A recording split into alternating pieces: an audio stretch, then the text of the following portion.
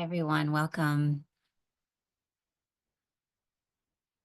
Good to see so many people joining today. Can you guys hear me? Getting a weird message about turn up my volume. You guys hear? Sounds good to you? Okay, thanks, Michelle.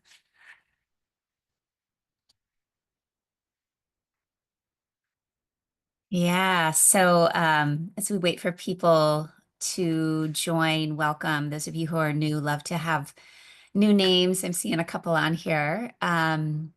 We do this the first Wednesday of every month. And actually, for some reason, I decided to look back. When did I start this? And it surprised me.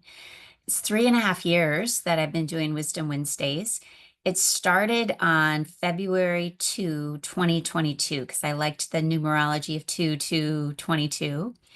And so we were on the tail end of the pandemic. I think there was some inspiration for me in terms of coming out of that hard time, starting this, although I'd had the idea for many years, I just hadn't taken action. And I looked back at what the title of my very first Wisdom Wednesday was, and it was Hope, Fear, and Love. Hope, Fear, and Love. And today we're going to talk about hope again. Those of you who have been with me, I've been talking about hope for the last 4 or 5 months. And if you've not done the Tend Her Hope class, it's free. I think Kimberly's going to get up in here in the chat box soon. All kinds of content on hope, but essentially, because of this grant and being able to do this program for 1,000 women, I dove into all the different sides of hope. And then I really got committed and devotion for sure, to the idea of hope and practicing it and trying to see the world more through the lens of hope. And it's really been such an impact. So that's what I want to talk about. I would say I'm 5 months into a pretty robust hope practice. I want to talk about what components of it have seemed to be most powerful for me. And then I want to tie it into imagination today. I've always been really fascinated by the construct of imagination. And really, it's pretty new, even since Tend Her, that I've realized this beautiful link between imagination, hope, the default mode network, and then this potential we all have to imagine a much more beautiful world into our future. Because what we're seeing, at least what I'm seeing on the news and in the world, can be very distressing. So we're going to work with imagination and hope today. We will end with a journey. I always call it a journey. It's sort of today is yoga nidra slash meditation slash journey. You can certainly lie on the floor. You can stay seated upright, but that'll come in about a half an hour. And one final little housekeeping before we dive too far into this. One of the reasons I'm talking about hope again today is because hope has become extremely personal for me. I did all of this study. I taught this course in the month of April. We did this big, beautiful summit, live in-person summit for 150 women on hope. Then in May, I crashed. I went into my cave. I actually went on a 5-day silent meditation retreat, which I've never done. It was profound. We'll talk just a little bit more about that later in this Wisdom Wednesday. And I feel like all of this was preparation for what happened in June, which is getting the news that my dad had a brain tumor. It's since been resected. But I'm leaving our Wisdom Wednesday today about 15 minutes early because I'm meeting my mother and my father and my sister at the hospital, and we're going to learn about prognosis, timeframes, all of that. So, needless to say, I'm slightly raw and emotional and a bit vulnerable today. I almost canceled this because, of course, I knew I could, but it actually feels this topic is so relevant to my own well-being, and I felt like I would really be able to speak from the heart today. I also, one of the reasons I started Wisdom Wednesday is to sort of work with authenticity and work with all the challenges we have as humans. And part of the way that I teach is through vulnerability and just sharing my own humanness.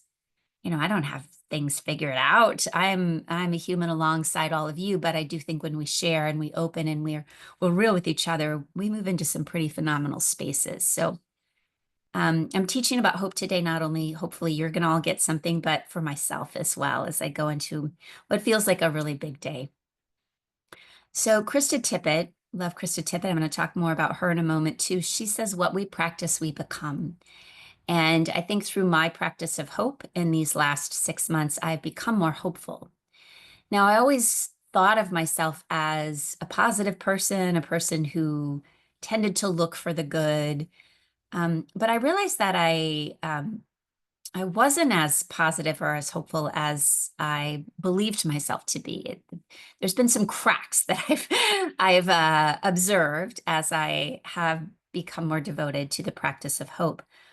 But what I've learned in these last 4 or 5 months of studying it, of practicing, teaching, being with 1,000 women, practicing hope, I mean, holy cow, that's a lesson in of itself, is that hope always comes out of despair. So until you know despair, hope isn't really that necessary. But all of us, without a doubt, have gone through despair. You don't age in life very far before you bounce into things that break your heart and things that, you know, make you question life. So hope and despair are, in many ways, they're the two sides of the same coin. We can't have hope without despair. And when there's despair, there's always the potential to flip the coin and experience more hope. So these things are entwined. And when we engage in these practices of hope, it's teaching us to hold a container, to hold space for both of them to be there simultaneously. This to me is at the heart of it. So when we practice hope, we're not being asked to look at just the good, nor are we just focusing on what's wrong. We're actually balancing the two. So it's not pessimism, it's not optimism, but it's not turning away from what's bad, nor is it turning away from what could be good and the potential. Now, what surprised me as I've been exercising this in my own life, and I didn't know this, I had a tendency to look at what was wrong. Yes, this comes out of, I think, my training as a psychologist, where we're helping people identify where they're stuck and the issues that are holding them back. But to me, I think it goes a little bit deeper. I read a book. I can see where I read it. I was on a vacation somewhere, and my children were quite young. It is a book by a Buddhist psychologist named John Welwood. I can't remember the exact title, but in this book, he describes a concept called spiritual bypassing. And it so resonated with me that I think from that moment on, I became determined not to be a spiritual bypasser. So, what is a spiritual bypasser? It's someone who uses spiritual practices or, high spiritual thinking to sidestep dealing with their own psychological issues, dealing with the truth that's at hand, dealing with unresolved issues. So it's sort of like instead of working through my stuff, I'm just going to meditate more, or I'm going to just pretend that life is all light and love. And I do think our wellness culture perpetuates this myth, right? Just look for the good, manifest what's right for you. And I think I developed some allergy to these ideas of, just always being in the light. And so what I realize I've done now in retrospect is focused on shadow, focused on my problems, went deeper in, worked harder, right? At the loss of still looking at what's good. And so in my practice of hope, I've realized like, oh, I've been looking this direction at what's not working. I've been looking this direction at all the pain that's in the world. I've been looking this direction at, ways to fix the pain. And I have, in many ways, avoided beauty and love and magic and companionship and hope. So now, and by the way, all of us, you've heard me talk about this so many times before, we're wired. Our brains are wired towards negativity. So my guess is most of us are looking this direction. We're looking at what's not working in this world. And there's plenty of things to see that aren't working in this world. Whereas what hope says is, yes, do not ignore that there are things that are not working in this world, and there are things that are not working in your life. But don't just stay here. You have to also acknowledge that there is potential, that there is miracle, that there's all this good as well. And so for me, um, practicing hope has asked me, in the wise words of a dear person in my life, to be a better guardian of my own state, be a better guardian of which direction am I looking?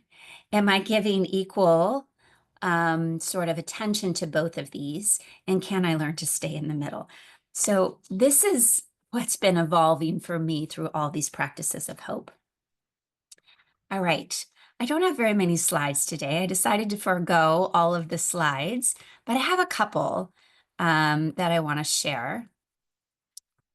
So let me pull these up. All right. So I want to thank my friend Tina. Tina, 2 weeks ago, brought to me a packet with this cover page on it. Krista Tippet, who is well-known in PR, she's got this well-known podcast. I think Kimberly put it in the chat already, on being. And Krista Tippet has become really interested in hope. I mean, the parallels here. And she has sort of a handout. This is the handout, and sort of, I don't know if it's exactly an e-course, but she has interviewed a lot of activists and really forward thinkers about this idea of hope. And so in this packet, and I think Kimberly's going to put the PDF in our chat box here, there are many quotes from these brilliant people. And there's three of them that I want to speak to today and bring to your attention as well. So this first one from Krista Tippet is how to practice hope. Practice it as an active imagination with real world consequences. I love that. Real world consequences. A muscular hope that refuses to accept given realities and throws one's whole intelligence, creativity, and courage behind that insistence. So I highlighted here muscular hope. I can visualize this so well, that when we build up our hope, it is like a muscle. We have to stay consistent. I have to weight train every week, or I can feel my joints get much more cranky and sore. It's a commitment to stay with the practice. And once you have created muscle memory, it's actually much easier to maintain. In fact, I went for a walk just this week with my beautiful 19-year-old son, who's a college athlete. He plays golf on his college team, and he is obsessed with it. So the whole 30-minute walk, all he talked about was his swing and golf, and I know nothing about it, but I love him, so I listen. And he explained to me that he practices so many hours a day, chipping and putting and at the driving range, because he's working his swing and he's thinking about everything. And then he said, and you know, Mom, then when I get to my tournaments, I need just to be an athlete. I need to trust the muscle memory that's been built up through all those hours of practice. I need to get out of my head and just let my body do it. And that's this muscular idea, this muscular hope. It just reminded me so much that if we commit to these hope practices, then it shows up in the times when the pressure is on. So I want to take us into this inquiry. And this was an inquiry and actually a slide that was from the Tend Her program. And it's one I keep revisiting. It's one I'd like you to revisit. If you have a journal nearby, you could jot some things down, or you could certainly, write it in your phone, or just think about it. What is making you despair these days? And what is giving you hope these days? And as you contemplate, what's making me despair and what's giving me hope, I'd also like you to consider like what's the split? Like how much time is going towards despair and how much time is going more towards hope? Not from a place of judgment, but just a place of curiosity. Am I in more rumination these days, or am I more in potential these days? No right or wrong. What's bringing me despair? What's bringing me hope? Because remember, they're two sides of the same coin. So, how this idea of what we're despairing and what we're having hope about is really related to imagination. So, this is where I want to take us just down this path for a moment. This idea is from Adrienne Marie Brown. She's a renowned writer. She's an activist, facilitator. She works a lot with Black feminism, womanism, and post-nationalism. And she's pretty brilliant. These are her words. We're living inside imaginations that other people told us were true and told us how the world is. And we live in this abundant world, and we've been told it's scarce. And then we're given all these stories of scarcity. So much of the work of radical imagination is, what does it look like to imagine beyond the constructs? What does it look like to imagine a future where we all get to be there, not causing harm to each other and experiencing abundance?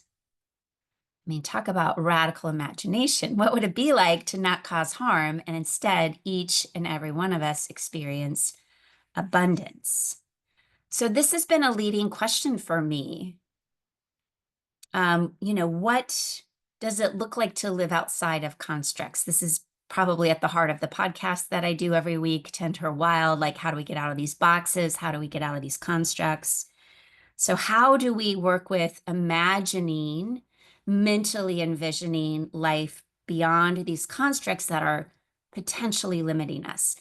So I feel like we need to start by defining what is imagination. And imagination is sort of mental pictures, mental scenarios, mental concepts that aren't present, but they sure are up here. Now, there is about less than 1% of the population that has something called aphantasia, meaning they can't visualize. So if I said, close your eyes and visualize the bright sun, someone with aphantasia cannot visualize it, but it's a pretty rare condition. Most of us can visualize, but if we don't, it's like a muscle. If we don't use it, we lose it. And there are research studies that show as we age, if we're not using our capacity to imagine, it decreases, it declines. So just like anything else, it's a practice, building the muscle of imagination, building this muscle of hope. Now, children are have phenomenal imaginations, right? You all have been around children. They're experts at it. And it's because children have something called very divergent thinking, meaning they don't have the boxes and the constructs that have been layered on them in the same way we do when we're 50. So their capacity to see and envision and think outside of the box is so rich. So children are amazing at imagination. Animals can imagine. We don't know if they imagine like we humans do, but there's some evidence that primates like great apes and even birds are able to think about the future and piece together where to hide food and remember where it's at. And so there's some idea that animals use imagination as well. And then to go back to my beautiful son, Peter, athletes know the power of imagination. Imagining the free throws, imagining the tee shots, right? Like they use this, and they use this because there's research that shows when we imagine something in our mind, if you're put in an fMRI machine and you're told to imagine something, your brain fires as if you're actually doing that act versus just imagining it. So imagination is like a fast track towards neuroplasticity, right? We get to create new patterning just through our capacity to imagine. But most of us have been somewhere along the way chided for our imagination, right? Told, get your head out of the clouds, or I know I've heard in the past, you're such a dreamer, right? And so somewhere along the way, we have definitely learned to trust our logic much more than our imagination. And yet, it was Einstein who said imagination is actually a true sign of intelligence much more than knowledge. So our capacity to imagine really is tied into our intelligence, our innate intelligence. So to go back, I've mentioned in the beginning that in the month of May, I went on a 5-day silent meditation retreat. I'd never spent 5 days in silence by myself. There's so much profound wisdom that came forward to me, much more than I can share in this space. But I learned a specific meditation technique that actually I'm on day 42 of. So I've been practicing every morning for 30 minutes for 42 days. And what the teacher believes is happening in this particular meditation technique, and I'm not going to teach it. It's not my technique. It's not my intellectual property. It's his. And I hope he will teach it. I think he will eventually. But the thought is that it's actually working your default mode network. It's actually clearing, sort of stabilizing, doing something with your default mode network. And I've talked about default mode network a fair amount. I just have one. I got to geek out on one science slide, y'all. Let's just do a quick review of what the default mode network is. It's 3 different structures of the brain. And so, it's the prefrontal cortex, it's the posterior cingulate cortex, and then those 2 little dots on the sides are the inferior parietal lobes. So there's 3 structures of the brain. And essentially, researchers found this because they would have a control group and they would have an active group, and they would tell the active group to do a particular task. And then they would tell the control group just to do nothing. But when you tell somebody to do nothing, these 3 parts of the brain light up. So they started to study what's actually going on. When we're doing nothing, our brain is still doing something. And so in downtime, this is what lights up in our brain. And what they found is that essentially this default mode network is when we go into mind wandering, when we daydream, when we imagine, when we ruminate, when we think about the future, when we think about ourselves. This is what lights up. And so essentially, these parts of the brain are helping us simulate how the world might be different than what it is in this very moment. So it has to do with planning, but it's taking memories from the past and then trying to predict what could happen in the future. There's a well-known author named Daniel T. Gilbert. He's written a book, Stumbling on Happiness, and I think this is really helpful. He calls the default mode network sort of like an experience simulator. So just like pilots would go into a flight simulator to learn how to fly these big, planes, our default mode network is trying to help us simulate what the future could look like, essentially. Now, the default mode network is not good or bad. However, if you have an overactive default mode network, meaning that you are in rumination a lot, your chances of depression, anxiety, even ADHD addiction go up. So there's some connection with an overactive default mode network that's linked to all these challenging mental health situations. And yet the default mode network is also what allows us to imagine possibility. So although there's not evidence to suggest we get to control, I think we do have some option about, am I choosing to stay in rumination and focusing on worst case scenario over and over and over? Am I stuck in that mode? Or am I using my capacity to daydream to envision possibility and good things coming my way? That's where I want to take us in our little journey. So last quote here, Ross Gay, poet, professor at Indiana, also social activist. He says, I often think the gap in our speaking about and for justice or working for justice is that we forget to advocate for what is love, for what we find beautiful, for what we find necessary. We're good at fighting. But imagining and holding in one's imagination what is wonderful and to be adored and preserved and exalted, that is harder for us, it seems.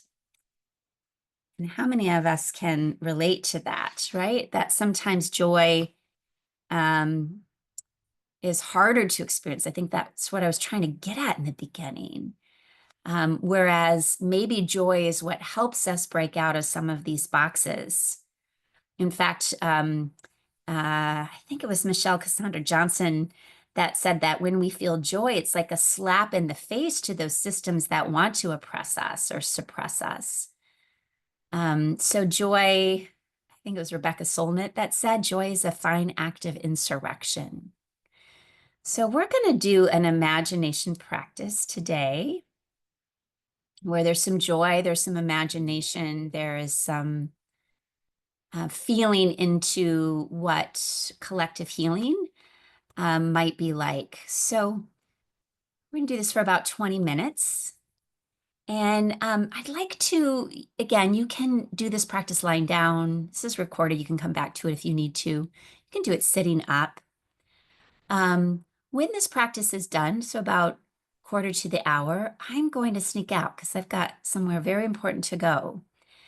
But my dear colleague, and I don't know, she's my second right-hand human in my life, Kimberly, is on this call. And I think she'll pull up her video. She's going to stick around because part of this journey today is about the collective. It's about us sort of imagining and collectively bringing maybe into more existence joy and goodness and love. And there may be some things that come through in this experience for you that would be really important and helpful to share in this group if you so feel led, and you can just type it in the chat box. But so I just want you to know Kimberly's going to hold space for that even after, there she is, beautiful, even after I sneak out. So thank you for that, Kimberly. I didn't mention this. I had it as a slide, but I do want to go take us into this practice. I think Kimberly is going to put this in our chat box too. There's this woman I discovered this week who's working with a concept called imagination activism. I think it's brilliant. And this idea that it's our imagination and our vision that might be able to power a new world versus fear and guilt and despair. And so she's talking a lot about rewilding. Of course, I love that term, our imaginations, and acting from that. So yeah, thanks for putting that in there, Kimberly. So check that out if you're curious about imagination activism. We're going to do a little of it right now. So, all right, friends, find a comfortable place where you can settle, whether it's lying on the ground or it's sitting in a comfortable seat. If you are seated, I do encourage you to attempt to sit with an upright spine, a spine that's in good alignment, shoulders over hips, lengthening up through the crown of the head. Almost as if your head is just easily and effortlessly floating the top of the spine. And as the eyes close and you start to anchor more awareness, more devotion, more attention inward, one of the fastest ways to become fully present in ourselves and in this moment is through the five senses. So begin just to listen. Listen to the sounds in your room. Listen to the sounds beyond your room.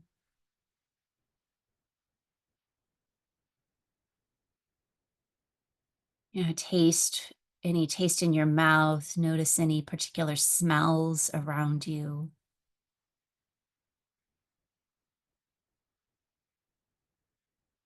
Feel the touch of your pelvis on the floor in a chair. Notice where your hands are resting. See if you can feel the subtle caress of the air on your skin, your bare skin.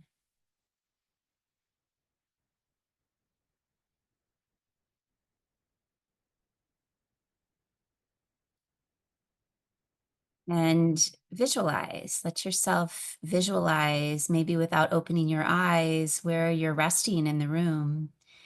And if you want, you can certainly open your eyes and look around.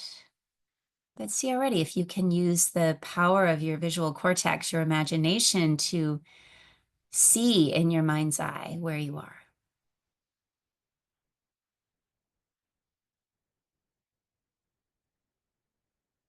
And then breathe.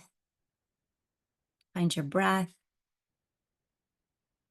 and maybe count 5 breaths here. So as you exhale, you feel that exhale allow you to drop or settle just a little more deeply down into the earth.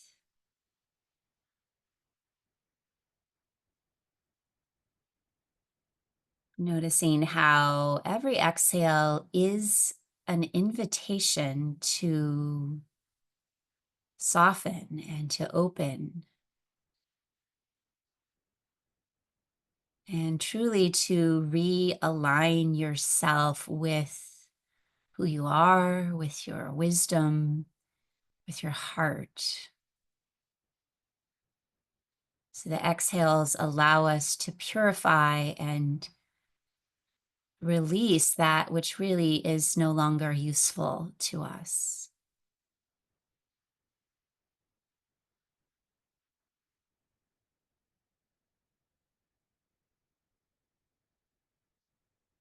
Now that you have more consciously connected to your body and also your breath, going to encourage you now to set intention in as effortless a way as possible.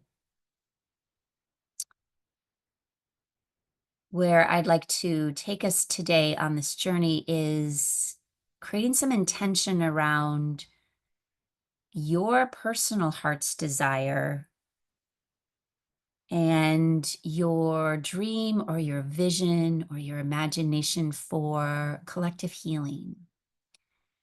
That collective healing might be for the planet, for a particular area of the world. It might be for friend or some family dynamic, something in the workplace. But what's your heart's desire, and what do you dream for collective healing? Could be just something as simple, may all beings be safe and happy and free. But internally, or if you're alone in your own room, you could certainly speak it externally. Speak that, or internally speak it to yourself, the intention that you have for practicing today.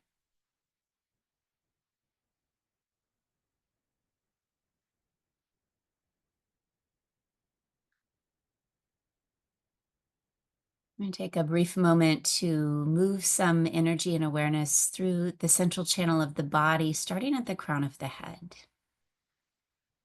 So just feeling your awareness, your attention, your devotion floating right at the crown of the head.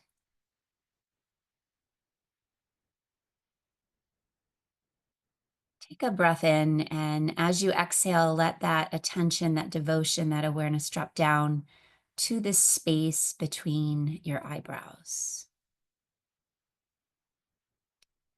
And on this next exhale, you drop your attention down to the notch that's at the base of your throat.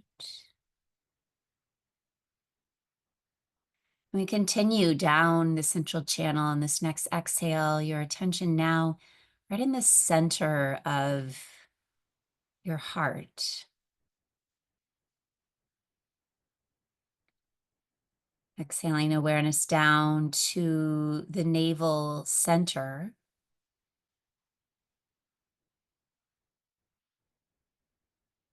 And now exhaling awareness all the way down to the base of the spine, the root, perineum.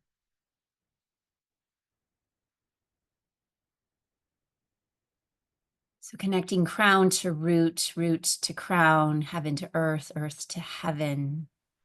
We now begin to tap into the gift, the power of our own imagination, I'm going to speak some words. I want you to see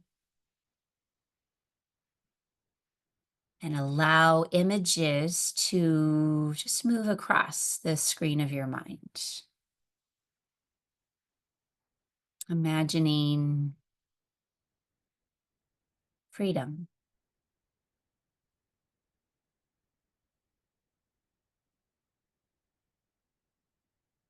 healing,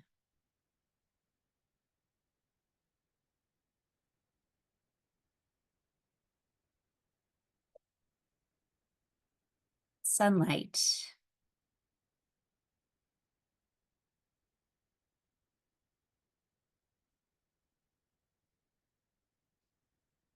vision,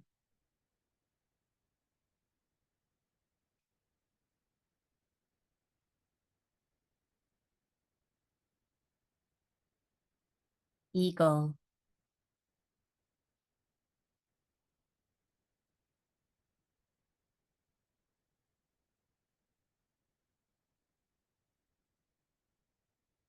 thrive,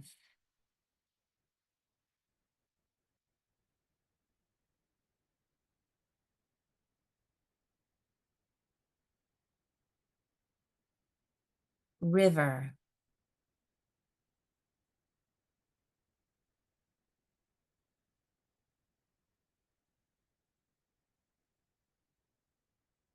heal,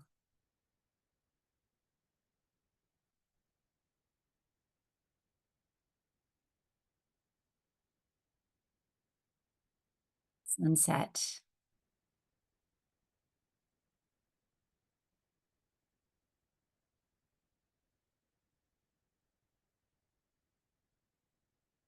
community,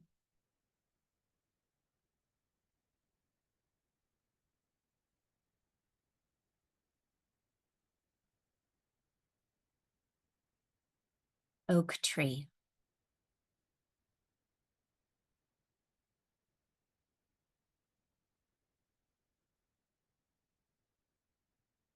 Love.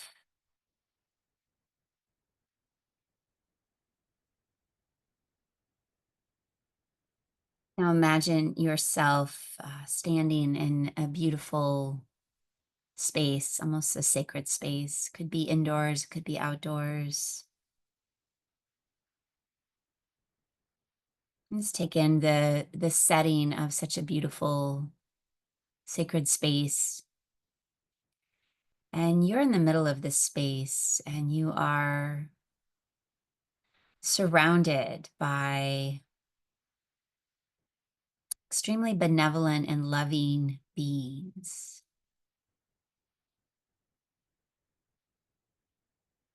To see if you can feel the love. You could even engage those five senses again, the sounds and the taste and the smells and the sensations, the feelings, the vision of being surrounded by such kind and benevolent, loving people, beings. This circle of support is not only here to support you, but it symbolizes or represents your ancestors reaching back 7 generations. It represents your ancestors reaching forward 7 generations into the future. So you're right in the middle of the timeline in this moment here and now. And you feel into this group and this shared desire that we all have for freedom and expansion and love and healing and peace, not only going back in time, but going forward into the future. We all share this desire for freedom and love and connection.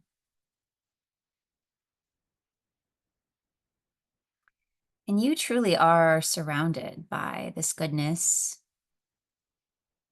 And from this place, you share, whether it's in words or through mental telepathy or just through your heart, you share this intention that you set here, this intention your heart's desire, this vision you have for the healing of the collective. You share this with this benevolent group.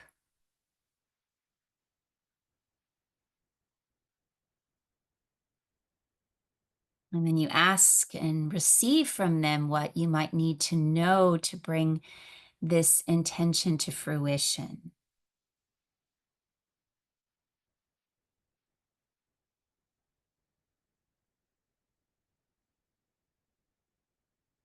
And they share with you about what it will take for you to bring this intention, this desire for healing,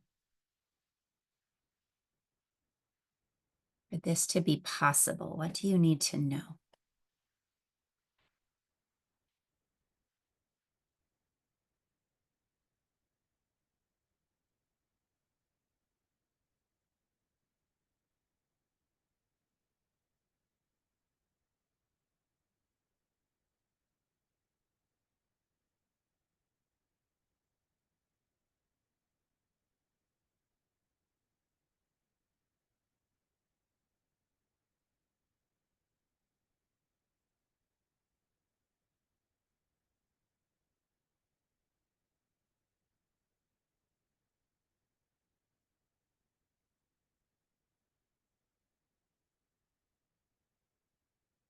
Not only are you receiving knowledge, but you are again are receiving love yourself from this group and healing and stability, care.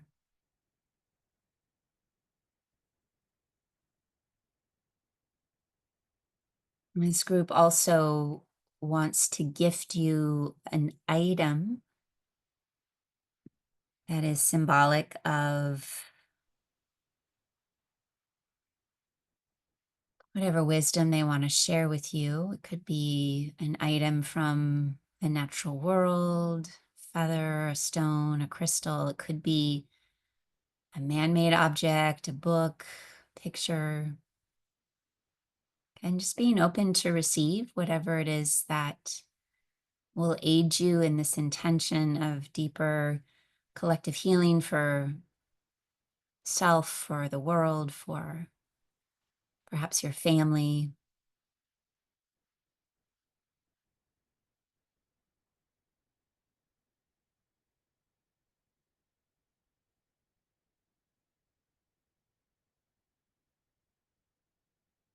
I think it's so essential for all of us to remember that while it can feel as if we are so alone on this journey,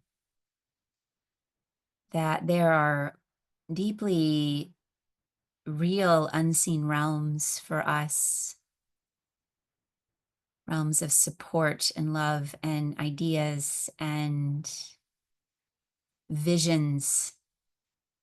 This is why so many ancient beings that were deeply wise and spiritual would go away for 40 days to meditate, or would go to the forest for a period of time to commune with these unseen forces and receive vision and wisdom for how to move through deeply turbulent and difficult times.